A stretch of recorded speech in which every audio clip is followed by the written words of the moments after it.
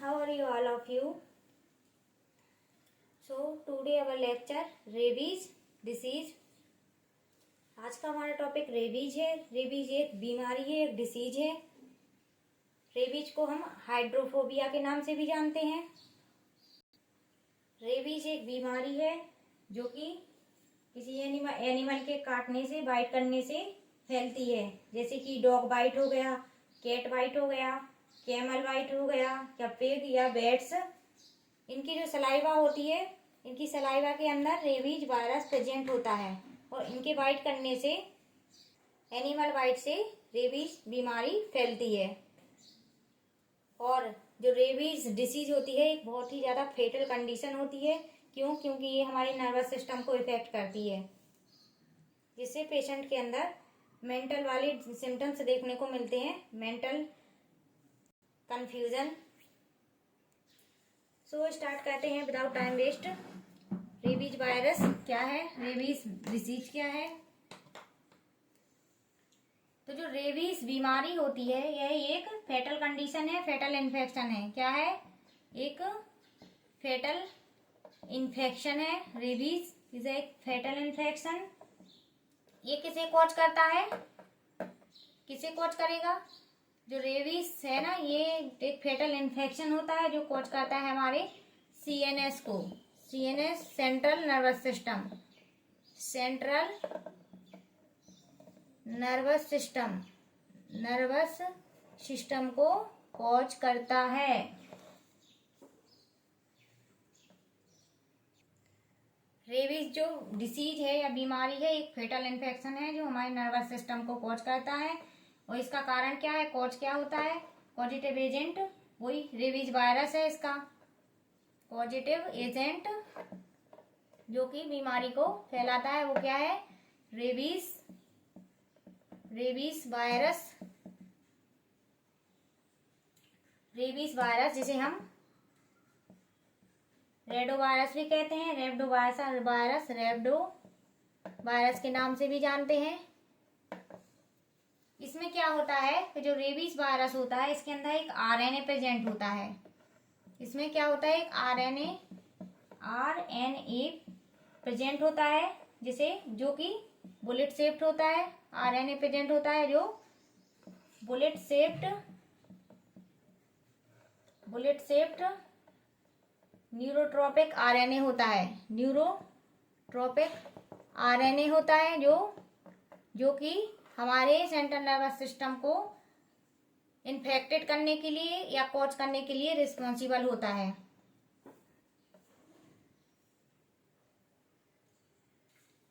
And rabies virus फैलता कैसे है? तो हमने जैसे कि बताया है एनिमल बाइट से। कौन कौन से एनिमल के बाइट से? एनिमल बाइट कर लेता है तो एनिमल बाइट के सलाइवा से ये स्प्रेड होता है, जैसे कि such as a dog bite, cat bite, camel, pig, bat या मंकी। इनकी सलाइवा के अंदर रेबीज वायरस प्रेजेंट होता है। कब? जब ये इन्फेक्टेड होते हैं। Dog, cat, camel, pig, bat, monkey. तो जो रेबीज वायरस है वो एक्सक्रीट होता है या स्प्रेड होता है सलाइवा के थ्रू या इन्फेक्टेड एनिमल के थ्रू। कोई इन्फेक्टेड एनिमल है, उसने किसी व्यक्ति को बाइट कर लिया तो उसके सलाइवा के अंदर रेबीज प्रेजेंट है। तो इस कंडीशन में क्या होगा? जिस व्यक्ति को एनिमल ने बाइट किया है तो उस एनिमल का जो रेबीज वायरस है वो कहाँ? उस व्यक्ति के बॉडी के अंदर इंटर हो गया थ्रू बाइट और सलाइवा। एंड वायरस एंटर होने के बाद ये क्या करेगा? डिसीज कॉज करेगा, रेबीज डिसीज कॉज कर देगा। हमारे सेंट्रल नर्वस को डिसफंक्शन करेगा, मेंटल कंफ्यूजन पैदा करेगा। और भी साइन सिम्टम है रेबीज डिसीज के जो हम डिस्कस करेंगे। जैसे कि आप जानते हैं कि जब कोई डॉग बाइट कर लेता है तो हमें रेबीज के वैक्सीन के डोज लगते हैं, 5 डोज लगते हैं रेबीज वैक्सीन के। तो वो क्यों लगाए जाते हैं? क्योंकि डॉग बाइट करने से रेबीज होने का रिस्क रहता है। एंड जब डॉग बाइट करता है तो हमें 10 डेज तक उस डॉग को ऑब्जर्व करना होता है कि वो 10 दिन तक यदि हेल्दी है तो हमें कोई प्रॉब्लम नहीं होगी। यदि 10 दिन के बाद उसको कोई बीमारी हो गई डॉग को, तो इसका मतलब है कि डॉग को रेबीज डिसीज थी और उसको जो रेबीज डिसीज थी वो हमें भी इफेक्ट कर सकती है। इसलिए उसके प्रिवेंशन के लिए हम रेबीज के वैक्सीन डोज लेते हैं। एंड जो रेबीज डिसीज का इंक्यूबेशन पीरियड क्या रहता है? इंक्यूबेशन पीरियड, तो आफ्टर बाइट ऑफ एनिमल इसका जो इंक्यूबेशन रहता है बिटवीन 1 से 3 मंथ आफ्टर बाइट इसके सिम्टम्स शो होते हैं। आफ्टर बाइट 1 से 3 महीने के बाद ही इसके साइन सिम्टम्स हमें शो होते हैं। ये इसका इंक्यूबेशन पीरियड है। 1 से 3 मंथ के बाद ही हमें इसके साइन सिम्टम्स अकर होते हैं। और जो रेबीज का इन्फेक्शन है वो कैसे फैलता है, स्प्रेड कैसे होता है? तो फर्स्टली ये स्प्रेड होगा, फर्स्टली स्प्रेड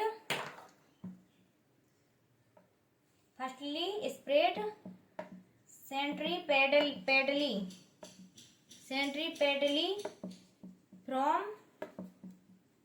पेरीफेरल नर्व से सेंट्रीपेडली ये स्प्रेड होगा टू सीएनएस को, सेंट्रल नर्वस सिस्टम की ओर। And then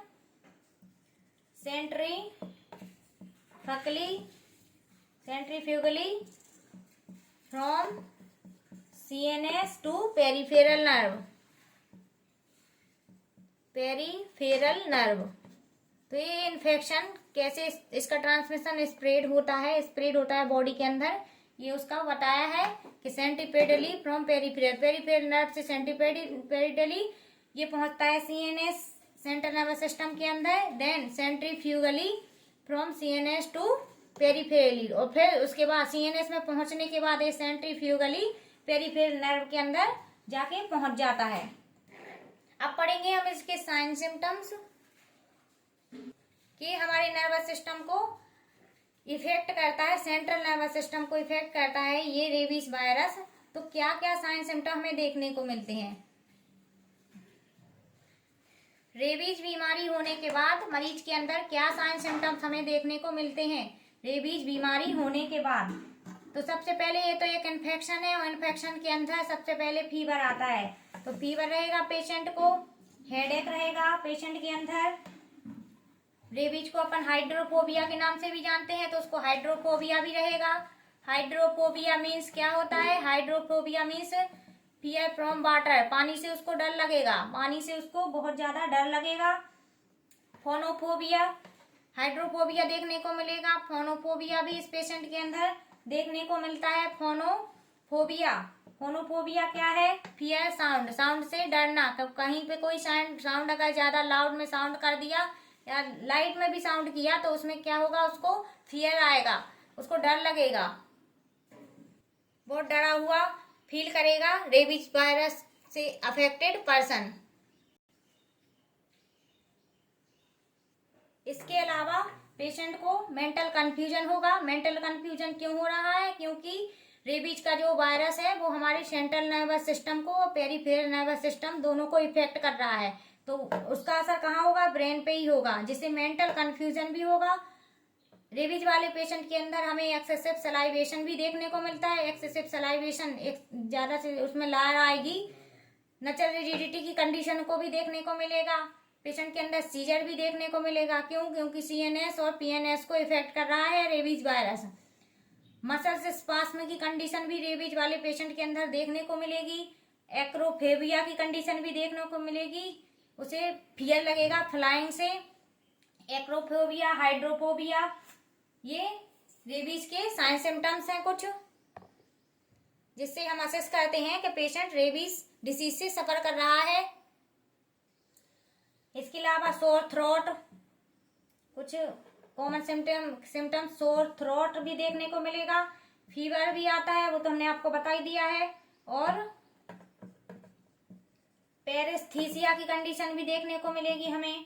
pen around the bite और पेन अराउंड द बाइट, वो तो जहाँ पे बाइट करेगा कोई भी एनिमल तो वहां तो पेन होता ही है, तो पेन अराउंड द बाइट। इसमें हम अब मैनेजमेंट करते हैं पेशेंट का। ये हमने इसके क्लिनिकल मैनिफेस्टेशन को स्टडी किया है, रीड किया है कि जो जो रेबीज का पेशेंट होता है क्या क्या उसके अंदर हमें साइन सिम्टम्स लक्षण दिखाई देते हैं, जिससे कि हमें पता चल जाता है कि पेशेंट को रेबीज हो गया है। अब पढ़ेंगे हम इसका मैनेजमेंट एंड ट्रीटमेंट। इसका मेडिकल मैनेजमेंट क्या रहेगा? तो रेबीज वाले पेशेंट के अंदर जब कोई एनिमल पेशेंट को बाइट कर लेता है तो सबसे पहले उसको क्या वुंड रहेगा, वुंड आएगा, बाइट किया हुआ है तो इंजरी आएगी पेशेंट को। तो इस कंडीशन में पेशेंट जब हॉस्पिटल के अंदर आता है तो सबसे पहले हमें क्या करना है, उसकी जो वुंड है बाइट वाले ऑल वुंड जहां जहां काटा है डॉग ने या अदर एनिमल्स ने उसे बाइट किया है, तो हम क्या करेंगे, ऑल वुंड को क्लीन करेंगे, विगोरसली क्लीन कैसे करना है, बाय सोप से हम क्लीन करेंगे या वाटर अंडर रनिंग वाटर के अंदर, वाटर अंडर रनिंग में हम सोप से उस वुंड को क्लीन कर देंगे, उस घाव को क्लीन करेंगे। जो भी उसमें सलाइवा लगी हुई है या फिर सोयल है या कुछ भी है कंटामिनेटेड या इन्फेक्टेड चीजें, उनको हमें क्लीन करना है विद सोप रनिंग वाटर में। और इस बात का ध्यान रखना है कि अगर वुंड बहुत ज्यादा डीप है, बहुत ज्यादा डीप वुंड है, तो हमें इस कंडीशन में सूचरिंग नहीं करना है, सूचरिंग अवॉइड करनी है, अवॉइड सूचरिंग, उससे टाँके नहीं देने हैं immediately, avoid suture, if it is necessary should be done. अगर पेशेंट को बहुत ही ज्यादा गहरे घाव हैं तो इस कंडीशन में हम सूचरिंग कर सकते हैं, इफ नेसेसरी, अगर जरूरत है सूचरिंग की, ज्यादा मतलब ब्लीडिंग बहुत ज्यादा हो रही है तो इस कंडीशन में मरीज को सूचरिंग की आवश्यकता है, नेसेसरी है, तो इस कंडीशन में हम क्या कर सकते हैं, आफ्टर 24 to 48 आवर और बाइट हम पेशेंट को सूचरिंग कर सकते हैं। वो भी इस कंडीशन में करना है जब वो बहुत ही ज्यादा नेसेसरी है, पेशेंट इस कंडीशन में है कि उसका जो ब्लीडिंग हो रही है वो कंट्रोल नहीं हो रही है, तो ऐसी कंडीशन में हमें सूचरिंग करना है, अदरवाइज हमें सूचरिंग को अवॉइड ही करना है डॉग बाइट या रेबीज वाली कंडीशन वाले पेशेंट के अंदर। यदि पेशेंट रेबीज बीमारी को सफर कर रहा है तो इस कंडीशन में हम पेशेंट को जो मैनेजमेंट करते हैं, वो क्या बोलते हैं, इम्यूनोग्लोबुलिन जो मैनेजमेंट होता है इम्यूनिटी बूस्ट करने के लिए कुछ पैसिव इम्यूनिटी देते हैं। कौन सी? Passive immunity. पैसिव इम्यूनिटी में हम किस फॉर्म ऑफ इम्यूनिटी को एडमिनिस्टर करते हैं पेशेंट के अंदर, तो हम एडमिनिस्टर करेंगे IV administer rabies immune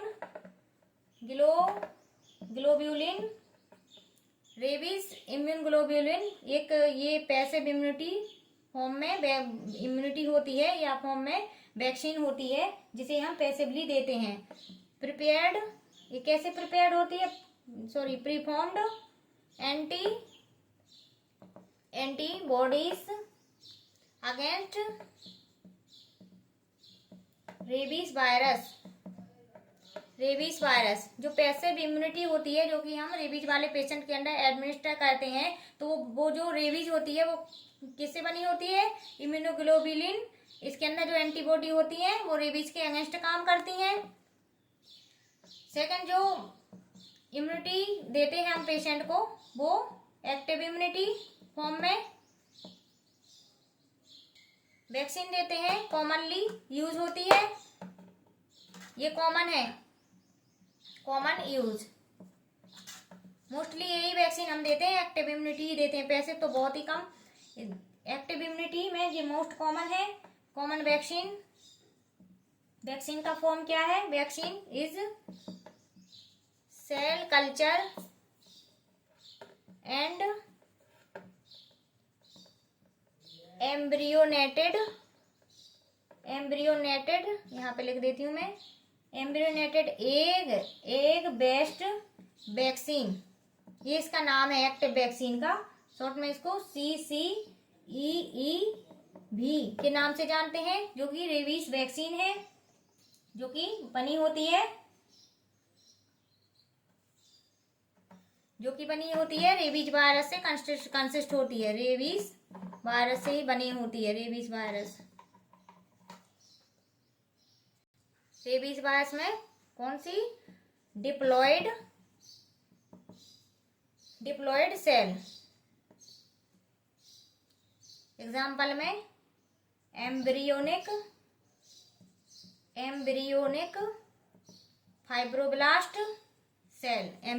fibroblast cell, ये रेबीज वैक्सीन का नाम है। एंड जो रेबीज वैक्सीन होती है, रेबीज वैक्सीन ये एक डिप्लॉयड सेल होती है, डिप्लॉयड सेल फॉर्म में वैक्सीन होती है। इसके जो डोज होते हैं वैक्सीन के, वो 5 होते हैं, 5 डोज, जो कि 0 डे पे देना होता है, 0 डे पे, 3rd डे पे, 7th day, 14 day and last 28 day पर इसे हम एडमिनिस्टर करते हैं। 5 डोज रहती है रेबीज वैक्सीन की, जो कि 0 डे पे देने होता है। जिस दिन हमें बाइट हुआ है उस दिन हम पेशेंट को वैक्सीन देते हैं, 3rd डे पे देते हैं, 7th डे पे देंगे, देन 14 डेज पे उसको बुलाना है पेशेंट को, देन 28 डेज पे हम रेबीज का वैक्सीन देते हैं, और टोटल ये 5 डोज होते हैं। और एक और चीज ध्यान रखने वाली बात है इसके अंदर, कि जब भी हम वैक्सीन को डाइल्यूट करते हैं, डाइल्यूएंट वैक्सीन हॉस्पिटल के अंदर, लैब के अंदर जब भी हम वैक्सीन को डाइल्यूट करते हैं, तो उसका यूज हमें 6 से 8 घंटे के अंदर करना होता है। Should be used within 6 to 8 hour, 6 से 8 घंटे के अंदर में उस वैक्सीन का हमें यूज में लेना होता है। अदरवाइज उसको हम डिस्कार्ड कर देते हैं, उसे यूज में नहीं लेते हैं। तो फ्रेंड, आज हमने रेबीज को स्टडी किया है। रेबीज डिसीज है, एक बीमारी है रेबीज बीमारी, जो कि एनिमल बाइट से होती है। एनिमल बाइट में डॉग हो सकता है, कैट हो सकती, कैमल, पिग, बैट्स या फिर मंकी, इनकी सलाइवा में रेबीज का वायरस प्रेजेंट होता है, जो कि बाइट करने पर ह्यूमन बॉडी के अंदर एंटर हो जाता है, और ये हमारे नर्वस सिस्टम को इफेक्ट कर देता है, CNS नर्वस सिस्टम को, और PNS nervous system, peripheral nervous system को ये क्या करता है? इफेक्ट करता है, जिससे कि पेशेंट के अंदर मेंटल कंफ्यूजन देखने को मिलती है, हाइड्रोफोबिया की कंडीशन देखने को मिलती है, फोनोफोबिया की कंडीशन देखने को मिलती है, मेंटल कंफ्यूजन हो गया, नचल रिजिडिटी देखने को मिलती है, एक्रोफोबिया की कंडीशन भी हमें देखने को मिलती है, मसल्स स्पास में देखने को मिलता है, हेडेक और फीवर, ये साइन सिम्टम्स रेबीज वाले पेशेंट के अंदर देखने को मिलते हैं। और सीजर भी पेशेंट के अंदर देखने को मिलता है, और ये रेबीज जो डिसीज है ये डेथ को भी कॉज कर सकता है, अगर इसको ईयरली ट्रीटमेंट एंड मैनेजमेंट नहीं किया गया तो, और वैक्सीन नहीं लिए गए तो। रेबीज वायरस का प्रिवेंशन या रेबीज डिसीज का प्रिवेंशन हम कैसे करते हैं? रेबीज वैक्सीन के थ्रू। हम रेबीज वैक्सीन का डोज लेते हैं। कितने डोज होते हैं? 5 डोज होते हैं, जो कि 0 डे पे, 3 डे पे, 7 डे पे, 14 डे पे एंड 28 डे पर हम पेशेंट को एडमिनिस्टर करते हैं। आफ्टर बाइट ऑफ एनिमल हम ये 3 डोज पेशेंट को एडमिनिस्टर करते हैं। Prevention of rabies virus, spread of rabies virus, prevention of spread of rabies virus. Rabies virus को रोकने के लिए हम वैक्सीन फॉर्म में उसको वैक्सीन एडमिनिस्टर करते हैं, क्योंकि रेबीज का वायरस है ना, जो हमारे CNS को इफेक्ट तो करता है, साथ ही हमारी इम्यूनिटी सिस्टम को भी डाउन कर देता है, बहुत ही ज़्यादा डाउन कर देता है। तो इस कंडीशन में हमें रेबीज का वैक्सीन लेना होता है। रेबीज भी एक बहुत ज्यादा फेटल कंडीशन होती है। आपने तो सुना ही होगा कि गांव में कभी भी कोई डॉग काट लेता है तो हमें इसका डर रहता है कि हमें 10 दिन तक तो उस डॉग को ही ऑब्जर्व करना होता है कि कहीं उसको कोई डिसीज तो नहीं कॉज हो गई। यदि 10 दिन के अंदर उसको कोई बीमारी हो जाती है उस कुत्ते को, तो इसमें क्या होता है कि हमें भी रिस्क होता है। इट मीन कि डॉग को रेबीज डिसीज थी, अगर उसे रेबीज डिसीज थी और उसने हमें बाइट कर लिया या ह्यूमन बॉडी को बाइट कर लिया है, तो उसमें उसके रिस्क बढ़ जाता है रेबीज डिसीज का। ऑब्वियसली रिस्क बढ़ जाएगा, क्योंकि हमें पता है कि जब डॉग के अंदर डिसीज कॉज हो गई 10 डेज के अंदर में, तो जिसे उसने काटा है तो उसको भी वही डिसीज होगी। तो कहते हैं ना कि डॉग के काटने से पागल हो जाता है, डॉग जैसे ही साइन सिम्टम्स उस पेशेंट के अंदर दिखने लगते हैं। तो रेबीज जो वैक्सीन है वो एक फेटल कंडीशन होती है, एक फेटल इन्फेक्शन है। तो इन कंडीशन यदि कोई मतलब एनिमल्स बाइट कर लेता है तो हमें जल्दी से जल्दी रेबीज के वैक्सीन लेने चाहिए। ये डोज हैं, 5 डोज हैं जो हॉस्पिटल में लैब के अंदर लगाए जाते हैं एंड रेबीज से प्रिवेंशन किया जाता है। Thank you for watching. I hope कि आपको हमारी वीडियो से काफी कुछ सीखने को मिला होगा। तो फ्रेंड, इसी तरह आप बने रहें हमारी क्लास में। धन्यवाद। Thank you for watching.